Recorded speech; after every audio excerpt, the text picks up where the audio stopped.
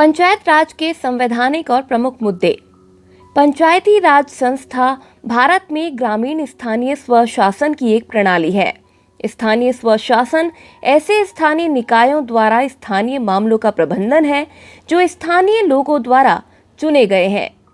PRI को 73वें संविधान संशोधन अधिनियम 1992 के माध्यम से जमीनी स्तर पर लोकतंत्र का निर्माण करने के लिए संवैधानिक बनाया गया था और इसे देश में ग्रामीण विकास का कार्य भी सौंपा गया था। अपने वर्तमान स्वरूप और संरचना में पीआरआई ने अपने अस्तित्व के 26 साल पूरे कर लिए हैं।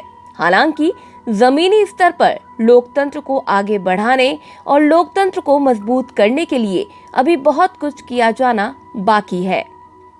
संविधान की मुख्य विशेषताएं, 73वें और 74वें संशोधन। इन संशोधनों में संविधान में 2 नए भाग जोड़े गए हैं, जिनमें भाग 9 शीर्षक पंचायत 73वें संशोधन द्वारा जोड़ा गया और भाग 9A शीर्षक नगर पालिकाओं 74वें संशोधन द्वारा जोड़ा गया।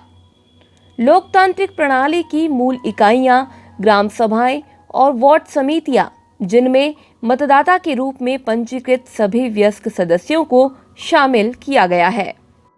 20 लाख से कम आबादी वाले राज्यों को छोड़कर गांव, मध्यवर्ती ब्लॉक, तालुका, मंडल और जिला स्तर पर पंचायतों की त्रिस्तरीय व्यवस्था की गई है।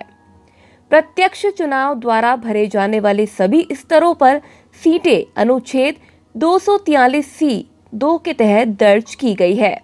अनुसूचित जाति और अनुसूचित जनजाति और सभी स्तरों पर पंचायतों के अध्यक्षों के लिए आरक्षित सीटें भी अनुसूचित जाति और अनुसूचित जनजाति के लिए उनकी आबादी के अनुपात में आरक्षित होंगी। महिलाओं के लिए आरक्षित सीटों की कुल संख्या का 1/3 भाग दर्ज किया गया है। वहीं अनुसूचित जाति और अनुसूचित जनजाति के लिए आरक्षित 1/3 सीटें भी महिलाओं के लिए आरक्षित की गई है। सभी स्तरों पर अध्यक्षों के 1/3 पद महिलाओं के लिए आरक्षित किए गए हैं। इन संस्थाओं का कार्यकाल 5 साल का है और नए निकायों के गठन के लिए चुनाव कार्यकाल की समाप्ति से पहले पूरा किया जाना है।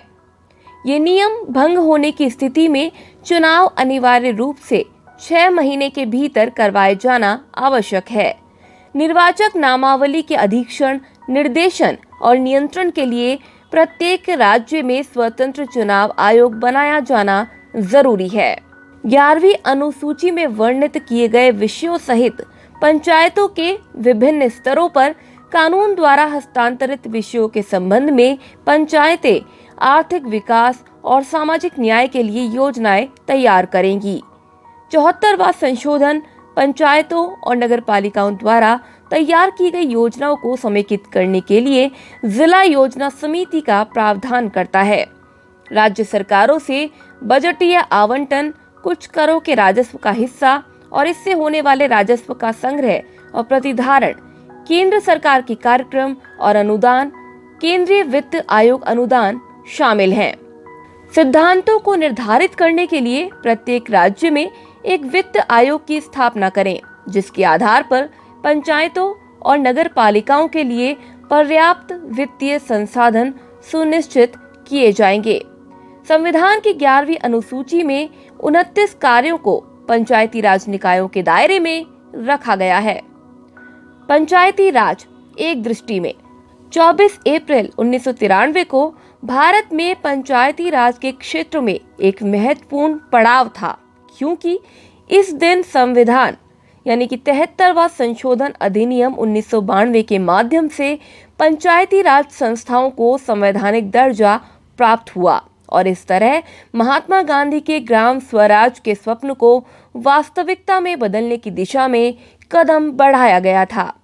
73वां संशोधन अधिनियम पंचायतों को स्वशासन की संस्थाओं के रूप में काम करने हेतु आवश्यक शक्तियां और अधिकार प्रदान करने के लिए राज्य सरकार को अधिकार प्रदान करता है।